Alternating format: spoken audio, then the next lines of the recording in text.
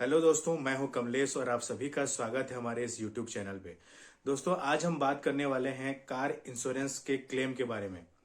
Car insurance का जो claim होता है वो जनरली किन किन कारणों से रिजेक्ट होता है, इसके बारे में आज हम इस वीडियो में बात करेंगे।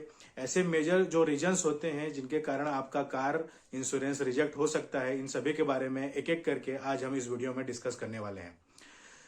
दोस्तों, आप सभी को पता है कि कार का इंश्योरेंस होना कितना जरूरी है। जब भी कार का एक्सीडेंट होता है तो उसका जब आपको क्लेम लेने जाते हैं तो बहुत सारे ऐसे रीजंस हो सकते हैं जो आपका कार जो क्लेम है उसको रिजेक्ट कर सकते हैं। तो सबसे पहला पॉइंट है आपका डिले इन क्लेम। अगर आपका गाड़ी का डैमेज होता है या गाड़ी का आपका एक्सीडेंट हो जाता है तो सारे जो जितने भी आपके इंश्योरेंस कंपनियां होती हैं उनका आपको पॉलिसी को एक बार पढ़ना चाहिए। पॉलिसी लेने के टाइम पे भी इंस्ट्रक्शंस में आपको देखना चाहिए कि आपके एक्सीडेंट के कितने दिन के अंदर वहां पर आपको क्लेम करना होता है। अगर आप उस पर्टिकुलर टाइम से ज्यादा एक्सीड कर जाते हैं तो आपको वहां पर जनरली क्लेम आपका रिजेक्ट हो जाता है। बहुत सारे जो इंश्योरेंस कंपनियां हैं वो ये बोलती हैं कि आपके एक्सीडेंट से या आपके डैमेज वाले डेट से 48 घंटे के अंदर आपको क्लेम यहाँ पर अप्लाई कर देना है। कई सारी कंपनियां ये बोलती हैं कि 5 से 7 दिन के अंदर आप अप्लाई कर सकते हैं।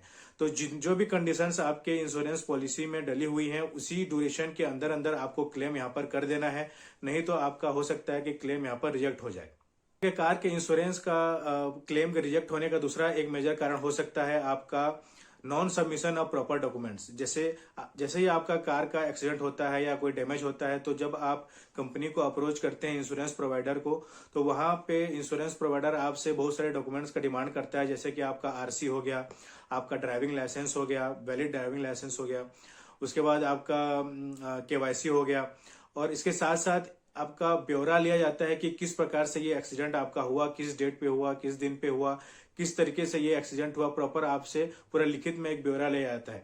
तो ये सारे डिटेल्स देने के टाइम पे आपको प्रॉपर डिटेल्स सही देना है ताकि आपका क्लेम रिजेक्ट ना हो। थर्ड पॉइंट है आपका फ्रॉडुलेंट क्लेम रेज्ड। अगर आप गाड़ी का क्लेम ले रहे हैं इंश्योरेंस का तो उस टाइम पे जो भी डिटेल्स है आपको प्रॉपर सही प्रोवाइड करना है। क्लेम लेने के टाइम पे आपको सारे डिटेल्स एकदम करेक्ट प्रोवाइड कर रहे हैं कि किस प्रकार से एक्सीडेंट हुआ है, सारा डिटेल आपको एकदम करेक्टली वहां पर कंपनी को प्रोवाइड करना होता है। क्योंकि देखिए, जो इंश्योरेंस होता है ये ट्रस्ट के ऊपर दिया गया होता है, क्योंकि आपने ये ट्रस्ट करके कंपनी से इंश्योरेंस लिया है कि जब भी डैमेज होगा तो कंपनी से आपको इंश्योरेंस क्लेम मिल जाएगा।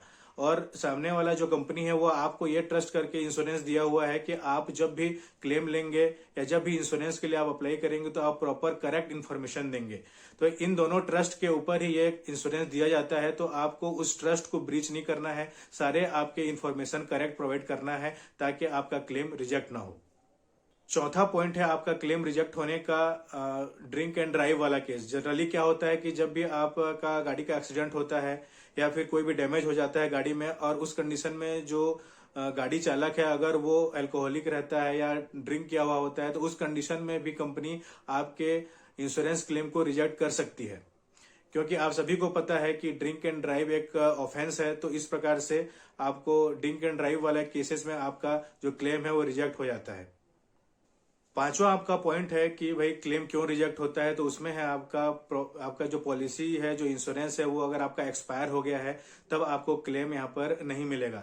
जनरली आप सभी को पता है जो कार का आप इंश्योरेंस कराते हैं उसका एक पर्टिकुलर एक्सपायरी डेट होता है। उस एक्सपायरी डेट से पहले पहले आपको कार इंश्योरेंस को रिन्यू करवा लेना होता है, नहीं तो आपको क्लेम नहीं मिलेगा। आप सभी को पता है कि अगर इंश्योरेंस के एक्सपायरी से पहले पहले आप उसको अगर रिन्यू करवा लेते हैं तो जनरली कम अमाउंट में आपका रिन्यूअल हो जाता है, मतलब आपका फिर से एक्सटेंड हो जाता है आपकी पॉलिसी। नहीं तो जनरली क्या होता है, अगर एक्सपायर हो गया और उसके बाद फिर से अगर आप अप्लाई कर रहे हैं तो जो कंपनी है इंश्योरेंस प्रोवाइडर वो फिर से पूरे गाड़ी का सर्वे करवाती है, फिर से पिक्चर्स मंगवाती है गाड़ी का, उसके बाद आपका इसका फीस भी ज्यादा लगता है जनरली इंश्योरेंस का जो प्रीमियम होता है।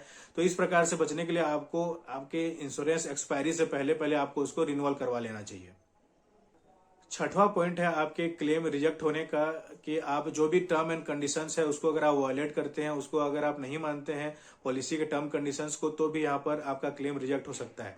जनरली क्या होता है कि जैसे मान लीजिए आपने इंश्योरेंस लेने के टाइम पे आप अपने कार का इंश्योरेंस करवाते हैं और उसको आप वहां पे डिक्लेयर करते हैं कि आपका कार प्राइवेट यूज वाली कार है और जब आपका गाड़ी एक्सीडेंट होता है और जब आप क्लेम लेने जाते हैं तो ये देखा गया, ये मिलता है इंस्पेक्शन में कि आप उस गाड़ी को कमर्शियल पर्पज से यूज कर रहे थे, बट आपने जब स्टार्टिंग में जब पॉलिसी लिया तो उस टाइम पे आपने डिक्लेयर किया था कि ये आपका पर्सनल यूज वाली कार है, तो इस कंडीशन में भी आपका क्लेम रिजेक्ट हो सकता है। 7वां पॉइंट है आपका, अगर आप गाड़ी में कुछ मॉडिफिकेशंस करवाते हैं और आप उसको अगर अपने कार इंश्योरेंस प्रोवाइडर को इसका डिटेल प्रोवाइड नहीं करते हैं तो उस कंडीशन में भी आपका जो क्लेम है वो रिजेक्ट हो जाता है। जनरली आपको, जैसे हमने पहले भी डिस्कस किया कि ये ट्रस्ट के ऊपर इंश्योरेंस की गई होती है, तो आप जो भी डिटेल्स आपको इंश्योरेंस के बनवाने के टाइम पे आप प्रोवाइड करते हैं वो सारे डिटेल्स अगर आपका क्लेम के टाइम पे, इंस्पेक्शन के टाइम पे अगर वो डिफरेंट पाया जाता है तो उस कंडीशन में भी आपका क्लेम आपका रिजेक्ट हो जाता है। तो आप जब भी कुछ भी मॉडिफिकेशंस करें या कुछ भी करें तो आपको इंश्योरेंस में प्रॉपर उसको दर्शाना पड़ेगा, आपको इंश्योरेंस कंपनी को प्रोवाइड करना पड़ेगा उसका डिटेल। अब 8वां पॉइंट है आपके क्लेम रिजेक्ट होने का कि जब भी आपका कार का इंश्योरेंस, कार का डैमेज होता है या कार में कोई भी एक्सीडेंट हो जाता है तो उसको आपको तुरंत अपने मन से रिपेयर नहीं करवाना है। जब तक आपका इंस्पेक्शन हो जाए, आपका सर्वे हो जाए गाड़ी का कि क्या क्या डैमेज हुआ है कंपनी के द्वारा, वहां से एग्जीक्यूटिव आते हैं या फिर वीडियो कॉल होता है या फिर फोटो लिए जाते हैं या फिर आपसे ब्यौरा लिया जाता है कि भाई किस प्रकार से एक्सीडेंट हुआ, तो ये सारे चीजों का प्रोसेस आपको पहले करवाना है। आपको उससे पहले किसी भी प्रकार का अपने मन से कोई भी रिपेयर नहीं करवाना है। अगर आप ऐसा करवाते हैं तो हो सकता है कि आपका क्लेम जो है रिजेक्ट हो जाए। 9वां और सबसे लास्ट पॉइंट ये डिस्कस करते हैं कि क्यों क्लेम रिजेक्ट होता है। तो अगर आपका जो ड्राइविंग लाइसेंस है वो, अगर आप वैलिड ड्राइविंग लाइसेंस अगर नहीं रखे हैं तो भी आपका क्लेम रिजेक्ट हो जाता है। जैसे हमने पहले भी डिस्कस किया, जैसे आपका लाइट मोटर व्हीकल चलाने के लिए अगर आपने डीएल लिया हुआ है, एलएमवी डीएल आपका अगर है और आप अगर हैवी व्हीकल चला रहे हैं तो ऐसे कंडीशन में एक्सीडेंट होती है तो उस कंडीशन में भी आपका क्लेम रिजेक्ट हो सकता है। तो दोस्तों ये थे कंप्लीट डिटेल्स कि भाई किन किन रीजन से आपका कार का इंश्योरेंस, आपका क्लेम रिजेक्ट हो सकता है। आई होप आपको ये वीडियो क्लियर होगा, समझ में आया होगा। आगे आने वाले वीडियोस में हम कुछ और इसी प्रकार के टॉपिक्स के बारे में बात करेंगे। आगे आने वाले वीडियोस के लिए मुझे दीजिए इजाजत। धन्यवाद।